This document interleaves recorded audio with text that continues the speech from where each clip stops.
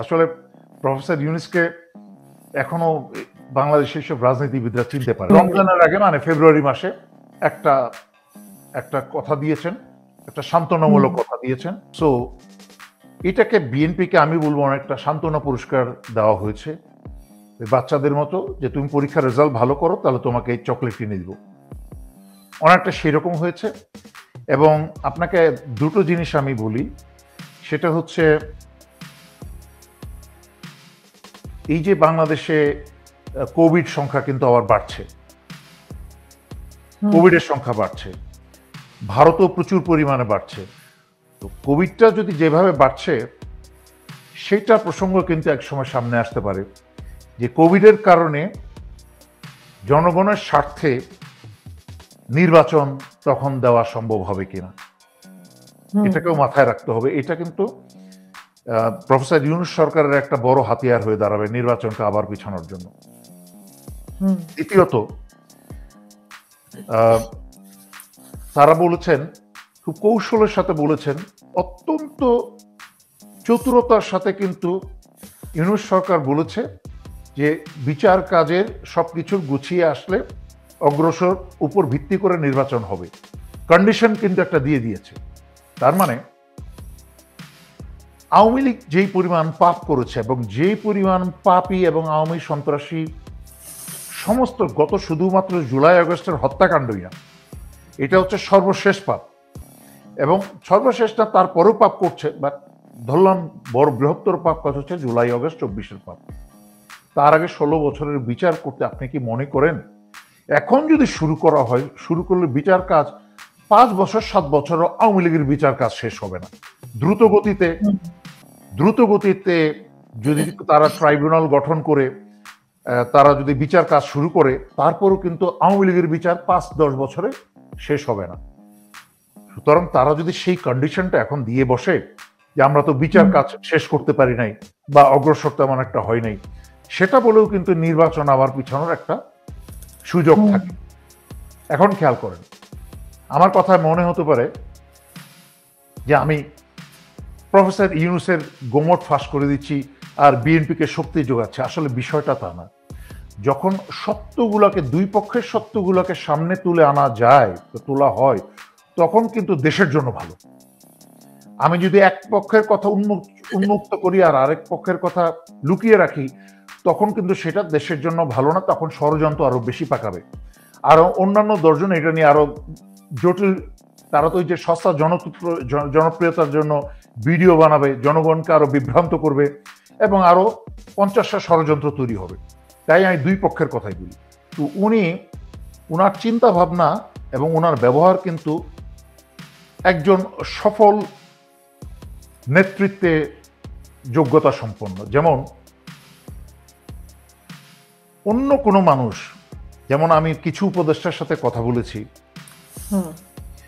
কয়েক দফা কথা বলেছি, ওনারা আমাকে বলেছেন, দেলোয়ার কি করব বলো, আমরা প্রধান উপদেষ্টার কাছে কিছু সমস্যার কথা গিয়ে কিছু বললে, যে আমরা তো কাজ করতে হলে তো ওনার হেল্প দরকার, ওনাকে প্রধান উপদেষ্টার জায়গায় সেটাকে নাড়াচাড়া দিয়ে ওনাদেরকে বাকি উপদেষ্টাদেরকে একটু রাস্তা করে দিতে হবে, ওনারা যেন কাজ করতে পারেন। তো কিন্তু প্রফেসর ইউনূসকে কিছু বললে উনি ফ্যাল করে তাকিয়ে থাকেন, কোনো উত্তর দেন না, কোনো জবাব দেন না। এটাও কিন্তু একটা ট্যাকটিক্স। কারণ কথা বলতে গেলেই কথার বিপরীতে আরেকটা কথা বসবে। উনি কোনো কথাই বাড়াতে চান না, আগ বাড়াতে চান না। যেটা কিন্তু আপনারা কিছুদিন আগে আমারই কথা আমি আগে বলেছি, এবং তারপরে মাহমুদুর রহমান মান্নাও কিন্তু বলেছে যে আমার এই কথার সত্যতা প্রকাশ করে যে উনি শুধু ফ্যাল করে তাকিয়ে থাকে, কোনো কথা বলে না। এটা কিন্তু ওনার ট্যাকটিক্স। এটাই বুঝতে হবে। এটা হচ্ছে অতি উচ্চ মাত্রার একটা কূটনীতি, অতি উচ্চ মাত্রার কূটনীতি। এবং কারণ আপনি একটা লোক গালিগালাজ করতে থাকবেন, কিন্তু সে যদি চুপ করে থাকে আপনি কতক্ষণ গালিগালাজ করবেন? আপনাকে তো তর্কাতর্কিতে জড়াতে হলে তো আপনি একলা তর্ক করলে হবে না, আরেকজনকে তো তর্ক করতে হবে।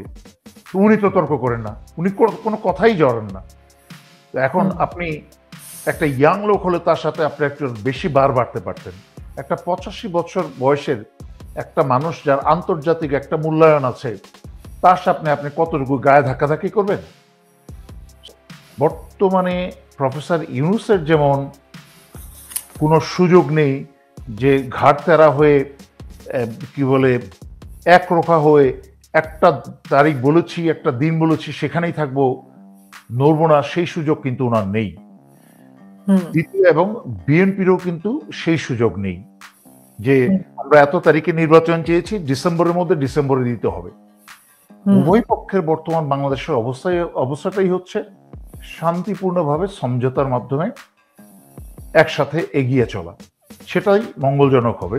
কারণ প্রফেসর ইউনূস সরকার আজীবন এখানে থাকতে পারবেন না। ওনার বয়স, আমি আগেও বলেছি, ওনার বয়স 85,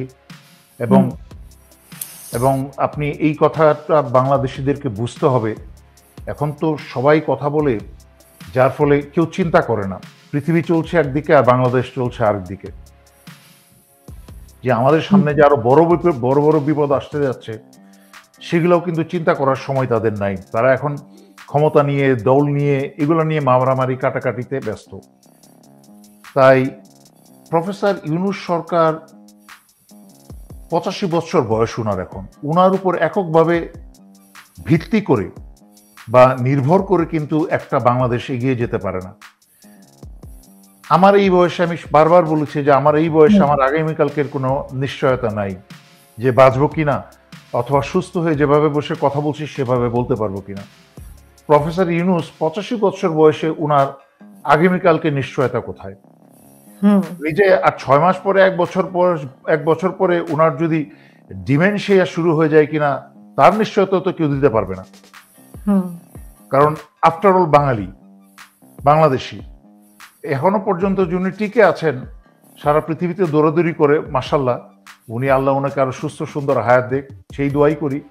কিন্তু সেই উনি টিকে থাকবেন, বেঁচে থাকবেন, সেই তার উপর ভরসা করে যে আমরা বলি যে 5 বছর 10 বছর।